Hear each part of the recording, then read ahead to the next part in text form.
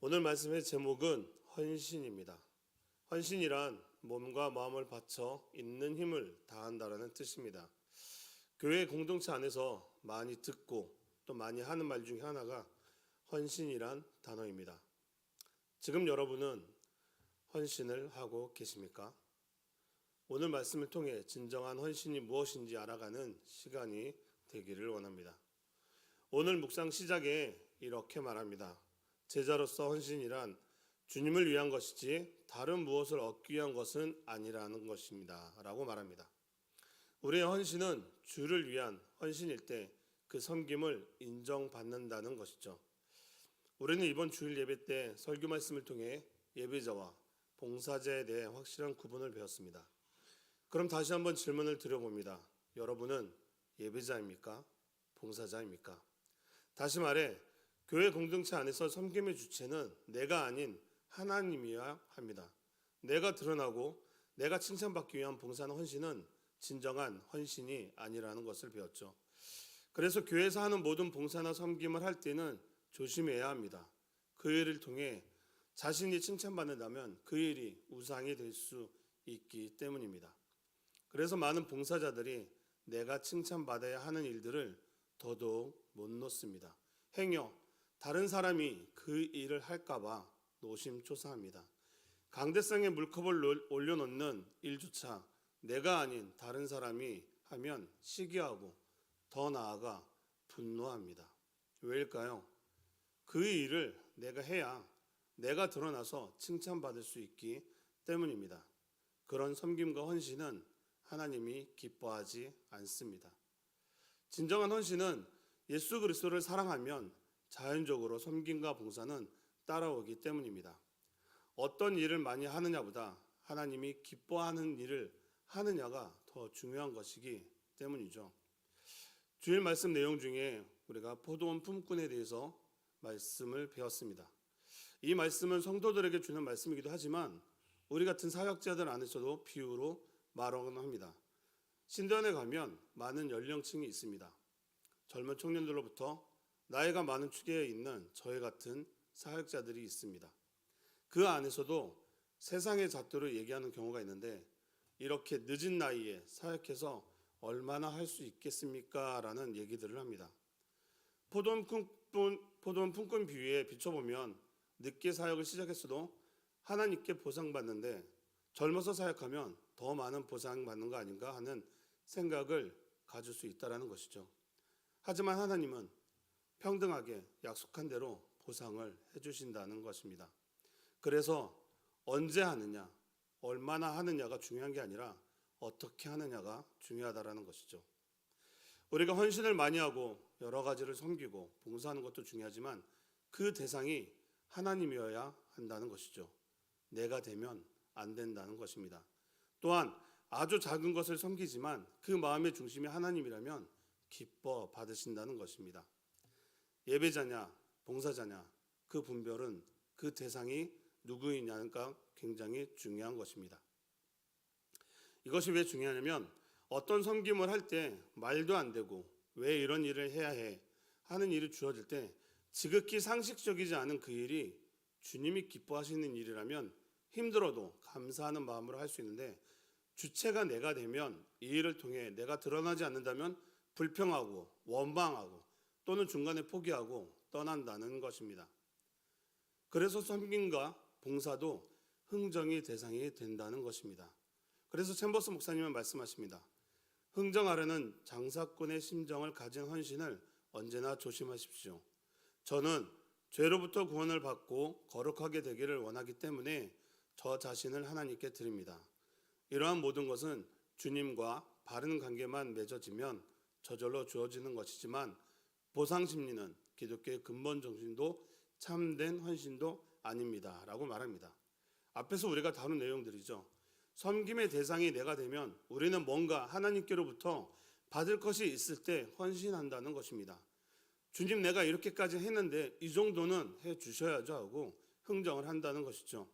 결국 마지막에는 내가 드러나는 많은 사람들에게 칭찬받아야 한다는 것입니다. 사랑하는 샘누리 성도 여러분, 여러분에게 저에게 하나님은 왜 주일부터 예배자와 하나님의 마음에 대해서 말씀하실까요? 하나님과의 바른 관계, 우선순위가 너무나 중요하기 때문입니다. 우리는 모든 행위에서 우선순위는 하나님이어야 하기 때문이죠. 우리가 하나님의 마음에 합해지면 그 다음은 하나님이 우리를 이끌고 가시기 때문입니다. 그럼 어떤 일이 주어져도 감사로 그 일을 감당할 수 있기 때문이죠. 그러기에 우리는 하나님의 마음을 아는 것이 우선순위여야 합니다. 저도 처음에는 봉사자였습니다. 하지만 지금은 예배자입니다. 이런 과정을 겪어왔습니다. 아니, 하나님의 자녀라면 이런 과정을 겪게 됩니다. 그렇기에 하나님의 자녀로 성장해 나가는 것입니다. 하나님이 일을 할 때 또는 주어질 때 계산하지 마시고 감사함으로 감당해 보십시오. 그 다음은 하나님이 책임져 주십니다. 설령 잘 안 될 수도 있습니다. 포기할 수도 있습니다. 그렇다고 사랑의 하나님은 질책하거나 나무라지 않습니다. 오히려 감싸주시고 새 힘을 허락해 주십니다. 왜죠? 그 마음의 중심이 하나님 아버지라는 것을 알기 때문입니다. 오늘 본문 말씀을 보면 베드로가 여짜와 이르되 보소서 우리가 모든 것을 버리고 주를 따랐나이다 라고 말합니다. 엄청난 고백입니다.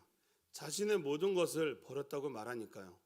여러분에게 모든 것을 버리고 주의 일을 합시다라고 할 때 아멘으로 받을 수 있으신가요?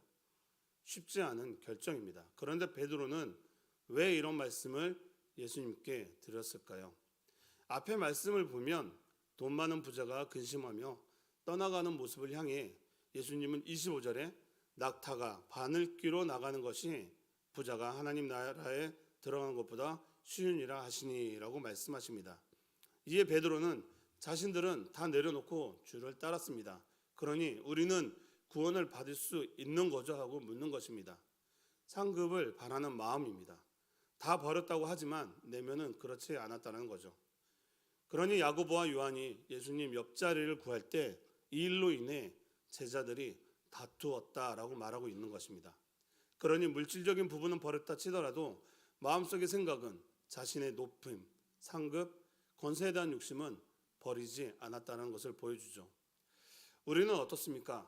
우리의 모든 것을 버리고 예수님을 따라가고 있습니까? 내 주변에 어떤 것들을 정리하고 내려놓고의 문제가 아닌 하나님만 바라보고 나아가고 있느냐는 것입니다. 그런 마음으로 헌신을 하고 있느냐고 묻는 것입니다. 본문 10장 45절에 예수님은 말씀하십니다. 인자가 온 것은 섬김을 받으려 함이 아니라 도리어 섬기려 하고 자기 목숨을 많은 사람의 대속물로 주려 함이니라. 예수님은 자신의 목숨까지도 주며 섬기러 왔다는 것입니다. 예수님의 마음을 이해하는 이런 섬김이 우리에게도 있어야 합니다.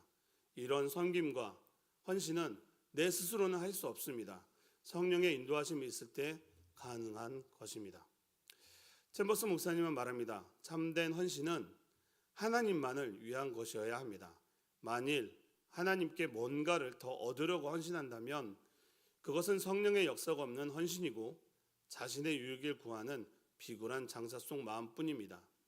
참된 헌신은 주 예수 그리스도만을 내 모든 인격 속에서 최고로 사모하는 것입니다 라고 말합니다. 참된 헌신은 성령의 인도하심이 있을 때 가능하다고 말합니다. 그렇지 않을 때는 주님보다 사람과의 관계를 더 중요시하고 사람들이 좋아하는 일만 한다는 것입니다. 그때 주님은 말씀하십니다. 그럼 너와 함께 갈 수 없단다. 넌 내 제자가 될 수 없단다 라고 말씀하십니다. 주님은 저와 새움누리 공동체에게 여러분에게 묻습니다. 여러분은 예배자입니까? 봉사자입니까? 주님을 위한 헌신을 하고 있습니까? 내가 높임을 받는 일을 하고 있습니까? 한 가지만 더 말씀드리면 헌신을 통해 칭찬받는 일에 조심해야 합니다. 공동체 안에서 섬김을 하다 보면 칭찬을 받습니다. 물론 당연히 칭찬받아 마땅한 일을 한 것이니까요. 하지만 그 칭찬을 받을 때 하나님께 영광만을 드리십시오. 칭찬에 취하면 틈이 생겨 자기 합리화가 일어나 교만에 빠질 수 있기 때문입니다. 사단은 그 틈을 놓치지 않습니다. 말씀을 마무리하겠습니다. 주일 설교의 예배자와 봉사제에 대한 말씀, 그리고 어제 묵상의 하늘 비전에 순종하십시오. 오늘 묵상의 제목은 헌신, 내일은 하나님의 내어주심, 그 다음날 14일은 순종이란 제목으로 묵상이 이어지고 있습니다. 저는 이 흐름의 묵상을 통해 느끼는 것은 하나님이 우리 교회의 헌신, 섬김과 봉사에 대한 틀을 깨고 싶어 하시는구나 하는 마음이 들었습니다. 우리 교회 공동체 안에서 많은 분들이 섬기며 헌신을 하고 계십니다. 각자가 있는 곳에서 최선을 다해서 섬기시는 것도 알고 있습니다. 그런데 하나님은 그 섬김이 나를 위한, 나를 사랑하게 할 수 있는 헌신이길 원하는 것 같습니다. 여러분은 어떤 마음으로 헌신하고 있으십니까? 사랑하는 새움누리 성도 여러분, 여러분의 헌신이 하나님보다 앞서지 않기를 기도해야 합니다. 성령의 인도하심을 구하고 순종하며 나아가기를 바랍니다. 하나님은 여러분의 헌신을 잘 알고 계시기 때문입니다. 어떤 마음으로 준비하는지, 어떤 시간을 내어드리는지 하나님은 다 아십니다. 하나님 중심의 예배자가 되어주기를 축복합니다. 묵상 마지막에 이렇게 말씀하고 있습니다. 주를 향한 진정한 헌신은 언제나 인간관계보다 더 중요해야 합니다. 주저하지 말고 극복하십시오. 우리가 주님께 온전하게 헌신하면 그분은 우리의 헌신 가운데 상처 입은 주변 사람들의 아픔까지 완벽하게 책임지십니다. 주님께 헌신하다 중도에 멈추지 않도록 주의하십시오 라고 말합니다. 사랑하는 성도 여러분, 우리는 참된 헌신, 하나님이 기뻐하시는 헌신을 하는 공동체가 되기를 축복합니다. 중도에 멈추지 말고 천국 가는 그날까지 힘내서 함께 나아가기를 소망합니다. 기도하겠습니다. 하나님 감사합니다. 우리가 기쁜 마음으로, 감사하는 마음으로 헌신하게 하옵소서. 성령의 인도하심을 구하고 순종하는 예배자의 모습으로 나아가게 하옵소서. 나의 유익이 아닌 하나님이 기뻐하시는 헌신을 하는 우리 공동체 되길 예수님 이름으로 기도합니다. 아멘. 우리 다 함께